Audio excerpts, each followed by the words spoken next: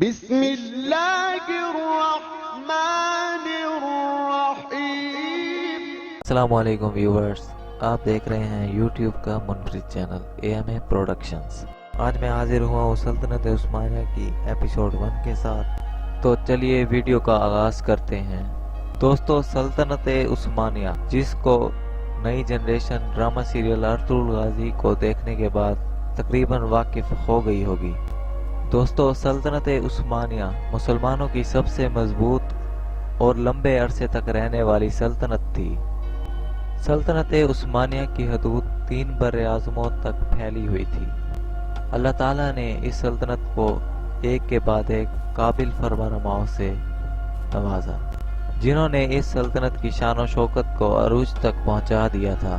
عثمانی ترکوں کے آباء و اجداد دراصل کردستان میں بسنے والے چرواہے تھے۔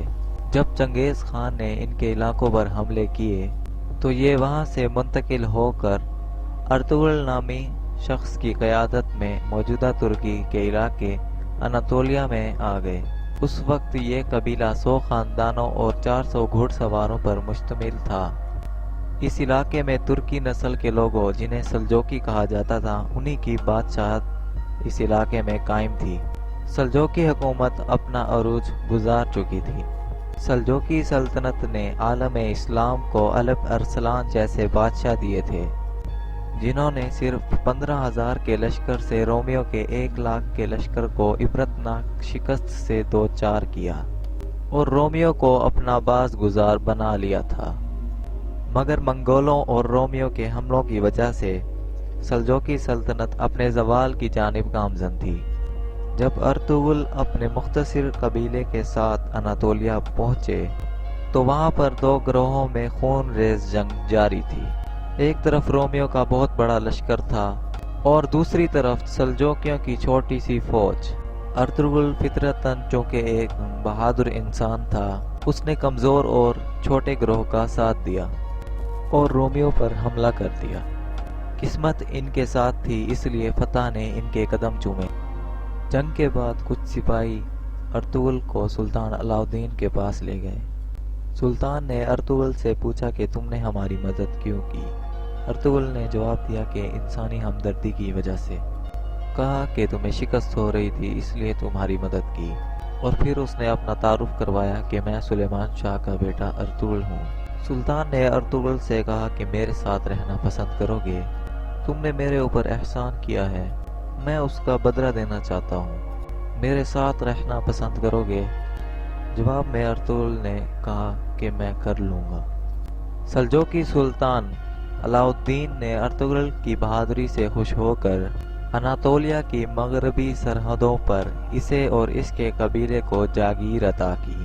سلطان علاء الدین نے کہا کہ یہاں سے رومی حملے کرتے ہیں، تم یہاں سے میرا دفاع کرنا، یہ جاگیر تمہاری ہے۔ ارطغرل نے کہا ٹھیک ہے۔ ارطغرل نے اپنے قافلے کو اور اپنے قبیلے کو اس جاگیر پر آباد کر لیا اور اپنی چھوٹی سی ایک حکومت بنا لی۔ اس طرح سلجوقی سلطان علاء الدین کو بھی ایک طاقتور ساتھی مل گیا۔ سلجوق سلطنت میں بغاوت کی وجہ سے ان کے کئی امیر خود مختاری کا اعلان کر چکے تھے، لیکن ارطغرل نے کبھی بھی سلطان سے بغاوت کا نہیں سوچا۔ جرأت، بہادری اور وفاداری ارطغرل کے خون میں تھی۔ ارطغرل نے ہر مارکے میں سلطان علاء الدین کا ساتھ دیا۔ ارطغرل غازی ایک مرتبہ کسی بزرگ کے ہاں رکا۔ ان بزرگ کا خادم ارطغرل کو ایک کمرے میں ٹھہراتا ہے۔ جب ارطغرل اس کمرے میں گیا تو اس نے وہاں پر دیکھا تو سامنے ایک کتاب پڑی تھی۔ ارطغرل نے جب کتاب کو دیکھا تو خادم سے پوچھا یہ کون سی کتاب ہے؟ خادم نے کہا یہ کتاب اللہ قرآن پاک ہے۔ خادم ارطغرل کو کمرے کے اندر چھوڑ کر باہر چلا جاتا ہے۔ ارطغرل چونکہ ایک چرواہا جنگل کا رہنے والا تھا تو اس نے اپنی زندگی میں پہلی مرتبہ قرآن پاک کو دیکھا تھا۔ ارطغرل نے کہا یہ قرآن ہے، اللہ کی کتاب ہے، میں اللہ کی کتاب کے سامنے کیسے سوؤں؟ اگر میں اللہ کی کتاب کے سامنے سو جاؤں تو کتنی بے ادبی ہوگی۔ ارطغرل نے قرآن اٹھایا اور اپنے سر پر رکھ لیا اور کھڑا ہو گیا، اور ساری رات قرآن پاک اپنے سر پر اٹھا کر کھڑا رہا۔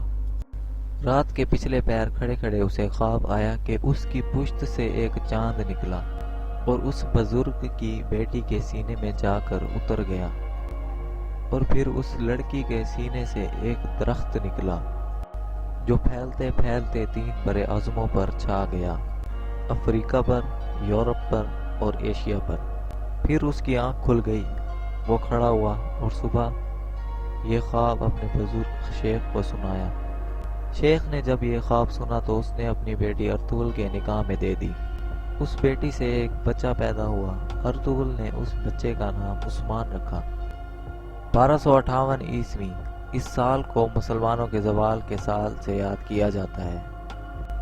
ہلاکو خان نے بغداد میں حملے کیے اور مسلمانوں کا قتل عام کیا، عورتوں بچوں کو غلام بنا لیا اور مردوں کو قتل کر کے ان کے کھوپڑیوں کے مینار بنا دیے۔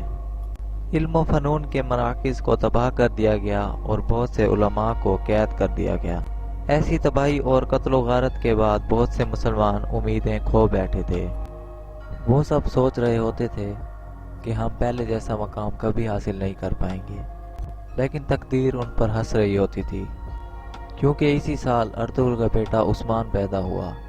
اس کی نسل سے ایک ایسی قوت کی تشکیل ہونی تھی جس کا مقابلہ کرنے کی سکت نہ تو ایشیا کی فوج میں تھی، نہ ہی یورپ کی اور نہ ہی کسی اور بر اعظم کی۔ اب تک کے لیے اتنا ہی، ہماری اگلی ایپیسوڈ کا انتظار کیجیے گا۔ اگر ویڈیو پسند آئی ہو تو لائک، سبسکرائب اور شیئر ضرور کیجیے گا۔ تب تک کے لیے اپنے میزبان کو اجازت، اللہ حافظ۔